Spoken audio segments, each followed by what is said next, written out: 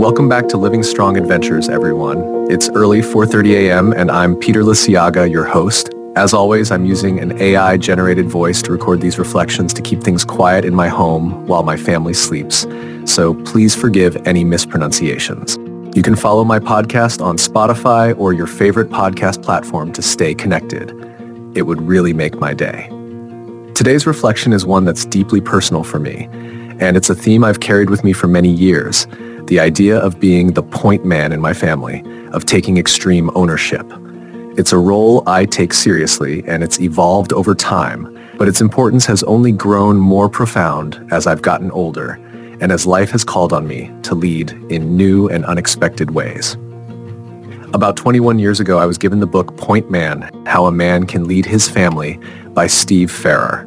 At the time, my daughter Alex was just 1 year old, and I had only recently stepped into my new role as a karate teacher at Denoto Karate Center, now known as Action Karate Mount Laurel. That book changed the way I saw my role as a husband and father. It was clear to me that as the point man in my family, I had to lead the way and take ownership of protecting my family. More than that, I had a responsibility to prepare them to lead themselves, to take point if something ever happened to me. This was a game changer for me.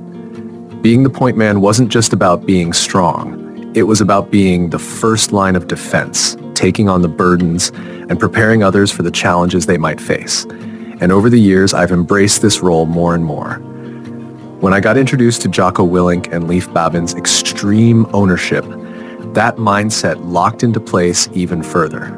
As a martial artist, a teacher, and a coach, the idea of extreme ownership resonated with me deeply. I've built my life on the belief that I'm responsible for not only myself, but for the people around me, my family, my students, my community. And as the point man in my family, that means making tough decisions, even when they're unpopular, and taking full responsibility for those decisions.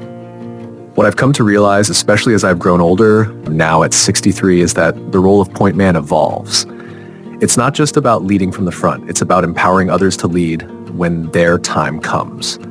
I've done and will continue to do all I can to prepare my children, Alex and Christian, to stand strong. They are not perfect, nor will they ever be fully prepared for life's challenges. But I trust that when life, often without mercy or warning, calls them to rise, they'll be equipped to stand and lead. And this brings me to why I wanted to share this reflection today. Over the last several weeks, as I've been preparing for my first hip surgery and now moving toward my second, I've had to make some difficult decisions that have affected my family. Some of these decisions made certain family members upset with me, and I understand why, but I knew they were the right decisions.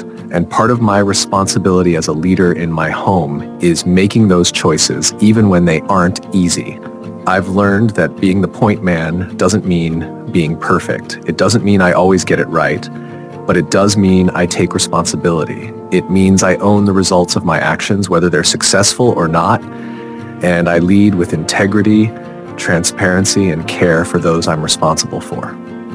So today's message is about that delicate balance, the balance of strength and humility, of leading from the front while empowering others to lead themselves. It's about the softening of my ego. The ego is necessary in some ways, especially when you're leading, teaching, or performing on stage, like I've done throughout my career as an actor and martial artist. But the ego can also be a barrier. It can close you off from learning, from adapting, from growing. And that's where humility comes in. The understanding that I don't know everything, that I still have a lot to learn, and that part of my growth is allowing myself to be open, to be vulnerable, to be human. If you've been in a leadership role in your life, whether in your family, your community, or your work, this message is for you. Leading isn't about perfection, and it's not about being infallible. It's about being willing to take responsibility, to own your mistakes, and to learn from them. It's about leading with a softened ego, with humility, and with a heart that's open to the growth that comes from the journey. Thank you for joining me in today's reflection. Remember, you can follow this podcast on Spotify or your favorite platform to stay connected. I truly appreciate your support. Until next time, keep living strong, keep growing, and keep leading with heart.